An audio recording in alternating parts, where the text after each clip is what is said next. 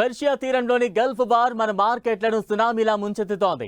దలాల్ స్ట్రీట్లో ట్రేడింగ్ ప్రారంభమైందంటే చాలు లక్షల కోట్ల మార్కెట్ క్యాపిటలైజేషన్ ఆవిరైపోతోంది. ఇది ఒక్కరోజు కథ కాదు, వార్ ప్రారంభమైన దగ్గర నుంచి ఇదే ట్రెండ్. మరి ఇలాంటి సమయంలో ఈ పతనం ఇంకెన్నాళ్ళు కొనసాగచ్చు? కొత్తగా స్టాక్ మార్కెట్లో పెట్టుబడి పెట్టేవాళ్ళు ఇప్పుడేమైనా డేరింగ్ స్టెప్ తీసుకోవచ్చా? Watch the story.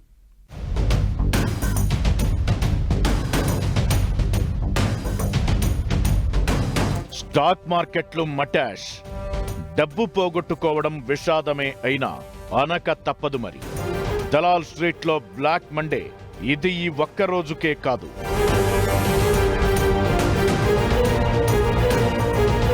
మధ్యలో రిలీఫ్ ర్యాలీ చూసి హ్యాపీనెస్ వద్దు. అప్రమత్తత లేకపోతే కుర్రవాడ కోసాలు కదిలిపోతాయి. ఇంకెంత పతనం అవుతుందిలే, ఇక్కడ కొనేద్దాం అనుకోకండి. సినిమా ఇంకా ఉంది.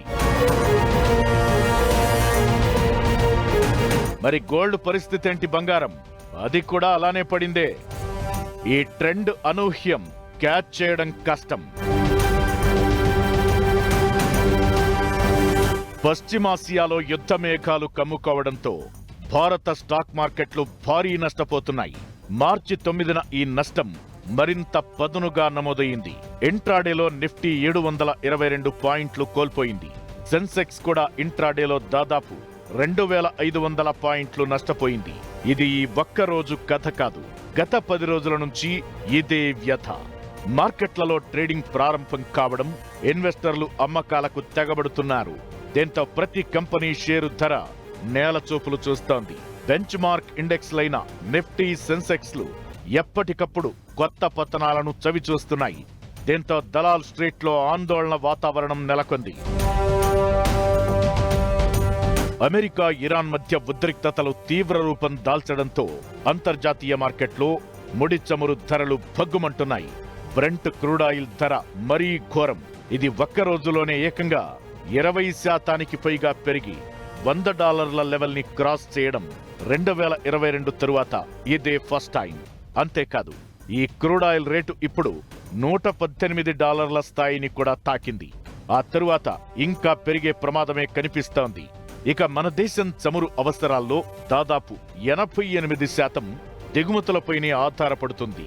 ఈ నేపథ్యంలో పెరిగిన చమురు ధరలు దేశంలో ద్రవ్యోల్బణాన్ని పెంచుతాయనే భయాలు ఇన్వెస్టర్లలో మొదలయ్యాయి. దీంతో విదేశీ, స్వదేశీ సంస్థాగత మదుపరులు తమ పెట్టుబడులను వెనక్కి తీసుకుంటున్నారు. అలా మార్కెట్లలో మహాపతనాల ట్రెండ్ కొనసాగుతోంది.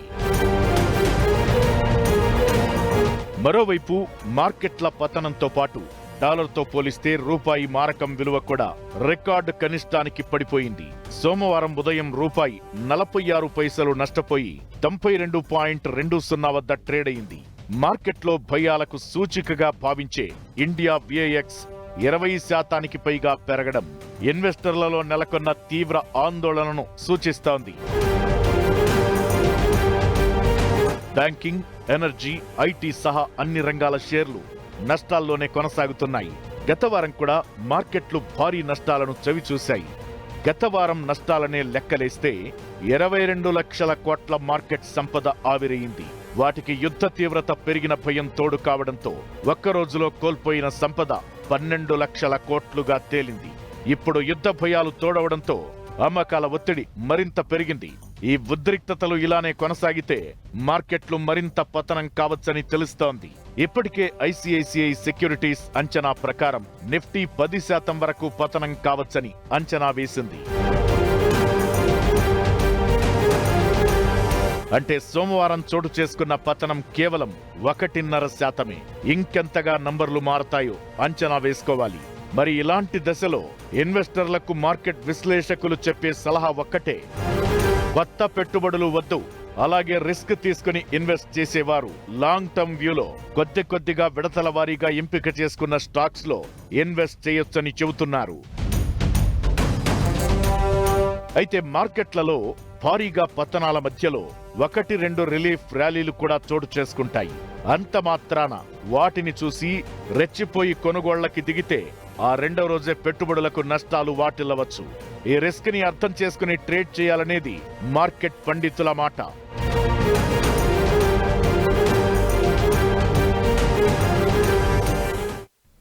స్టాక్ మార్కెట్లంటే జారుడు బల్లల్లా మారిపోయాయి.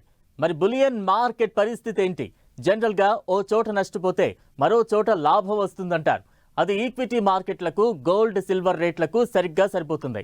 అయితే ఈ 10 రోజుల్లో మాత్రం ఏ సూత్రము ఇక్కడ వర్కౌట్ కావడం లేదు. పసిడి ధర 10 రోజులుగా పతనం అవుతూనే ఉంది. బంగారం ధర తగ్గడం గోల్డ్ లవర్స్ కు గుడ్ న్యూసే అయినా ట్రేడర్లు మాత్రం ఈ కన్ఫ్యూజన్ ట్రెండ్ ఏంటంటూ జుట్టు పీక్కుంటున్నారు. ఇంతకీ గోల్డ్ రేట్ ఎందుకు పడుతోంది?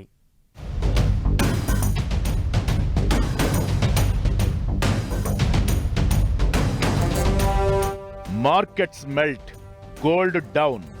ఇలా ఎప్పుడూ జరగలేదు.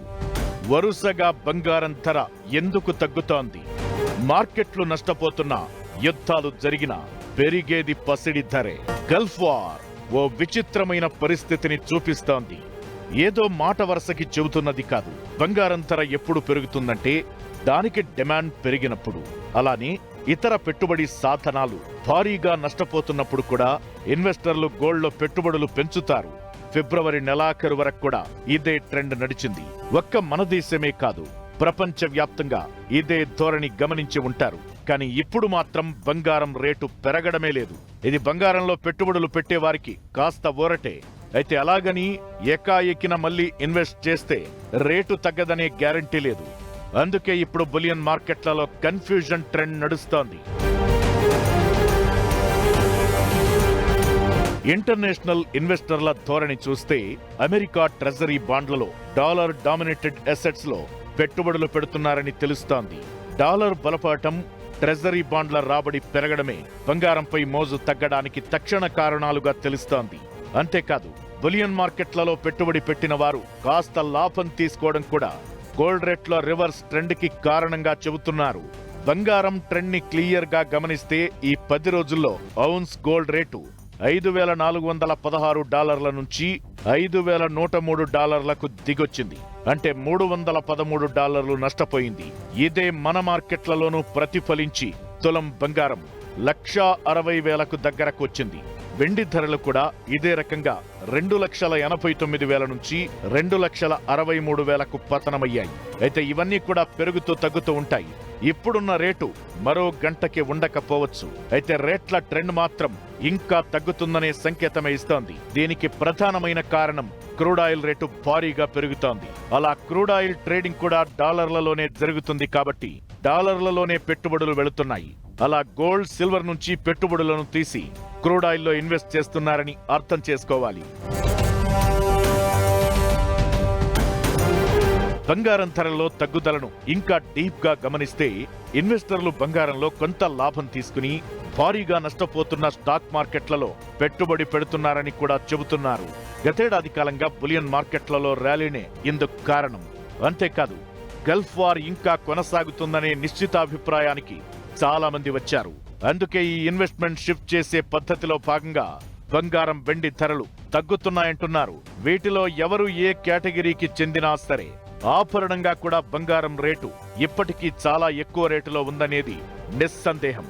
అందుకే మన జనం ఈ పతనం ఇంకా కొనసాగితే బావుండని అనుకుంటున్నారంటే అతిశయోక్తి కాదు.